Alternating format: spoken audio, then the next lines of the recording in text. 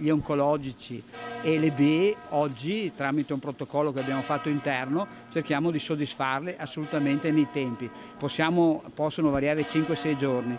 Nel caso della signora purtroppo il CUP ha capito male non pensando che fosse una paziente oncologica. Così il direttore generale dell'ULSS 2 Francesco Benazzi, che è subito intervenuto dopo essere venuto a conoscenza della vicenda.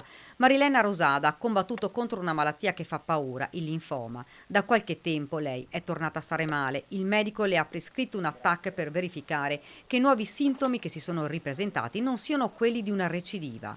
La preoccupazione è tanta, ma a lasciarla senza parole è stato il CUP. Per l'analisi deve attendere maggio.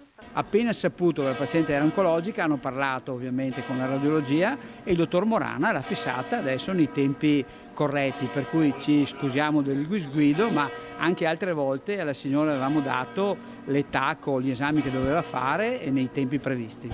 Intanto l'ULSS continua a lavorare per cercare di ridurre il più possibile le liste d'attesa per gli esami.